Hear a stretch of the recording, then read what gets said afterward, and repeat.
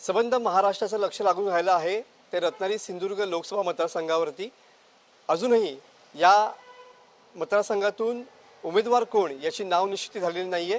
मात्र शिवसेना आणि भाजपकडून या दोन्ही पक्षांकडून या मतदारसंघावरती दावा सांगितला जातो आहे आणि त्याच अनुषंगाने सध्या या मतदारसंघातलं वातावरण सध्या तापू लागलेलं आहे। आपण आलो आहोत सध्या किरण सामंत यांच्या कार्यालयाच्या बाहेर आणि मोठ्या संख्येने या ठिकाणी कार्यकर्ते जमा झालेले पाहायला मिळत आहेत। किरण रवींद्र सामंत रत्नागिरी सिंधुदुर्ग भावी खासदार म्हणून या ठिकाणी टी शर्टचं सुद्धा या ठिकाणी प्रिंटआउट झालेले पाहायला मिळत आहेत। नाव अजूनही गुलदस्त्यात आहे तरी पण कार्यकर्ते जे आहेत ते जोमात या ठिकाणी पाहायला मिळत आहेत। आपल्यासोबत असेच काही कार्यकर्ते आहेत की जे काय सांगाल, खूप इंटरेस्टिंग मोडवरती सध्या रत्नागिरी सिंधुदुर्ग मतदारसंघ या ठिकाणी आलेला पाहायला मिळतोय। काय वाटतं, कोणाला उमेदवारी मिळाली पाहिजे? निश्चितपणाने मान्य किरणजी सामंत साहेब हे गेले अनेक वर्ष नुसतं रत्नागिरीतच नव्हे, संपूर्ण रत्नागिरी जिल्हा असेल, सिंधुदुर्ग जिल्हा असेल, संपूर्ण दोन्ही जिल्ह्यामध्ये प्रचंड लोकांची कामं करत आहेत। मोठ्या संख्येने इथं त्यांच्या ऑफिसमध्ये लोकांची उपस्थिती असते।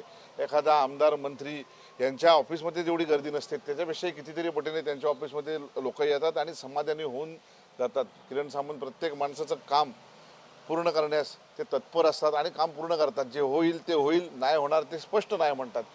उद्या परवाया तेरवाया असं काही त्यांचं नसतं, झटपट निकाल असतो। त्यामुळे मोठ्या संख्येने जनाधार त्यांना प्राप्त झालेला आहे। रत्नागिरी सिंधुदुर्गमधनं मोठ्या प्रमाणावर त्यांच्या उमेदवारीसाठी मागणी आणि कार्यकर्त्याची भावना शिवसेना म्हणून आमच्या सर्वांचीच अशी भावना आहे की मान्य किरण सामंत यांना खासदारकी उमेदवारी मिळाली पाहिजे, जेणेकरून आपला हक्काचा माणूस हा लोकसभेत पोचेल, दिल्लीत पोचेल आणि आपल्या रत्नागिरी सिंधुदुर्गाचे जे प्रश्न आहेत ते मार्गी लावण्यासाठी एक सक्षम उमेदवार हा आम्हाला जो हवा आहे तो मिळेल।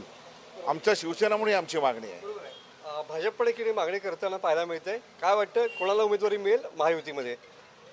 भाजपने सुद्धा मागणी केलेली आहे, पण आम्हाला विश्वास आहे की माननीय भैयांना तिकीट मिळेल, कारण ही जनतेचीच मागणी आहे की आम्हाला किरण सामंत सारखे खासदार आम्हाला मिळाले पाहिजे। त्याच्यामुळे आम्हाला पूर्ण विश्वास आहे माननीय एकनाथजी शिंदे साहेबांवर, अजितदादांवर आणि माननीय देवेंद्र फडणवीस साहेबांवर की ते लोकांचं जनमत घेऊन नक्की निर्णय घेतील आणि किरण सामंतांना तिकीट देतील। नक्कीच।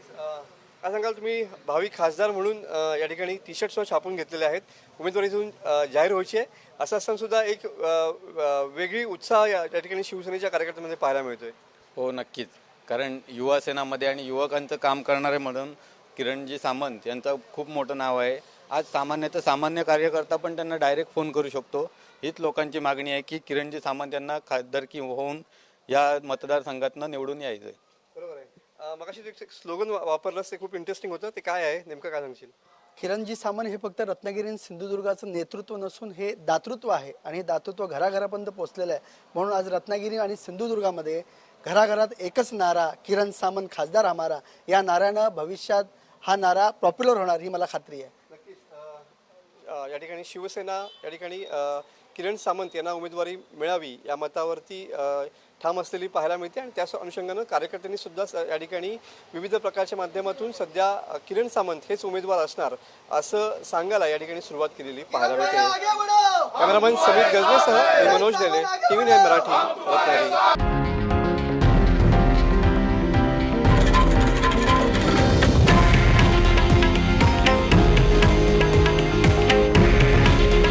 हे आहे देशातील नंबर 1 न्यूज नेटवर्क आणि आपण पाहत आहात TV9 मराठी। काळजी तुमची, हित महाराष्ट्राचं।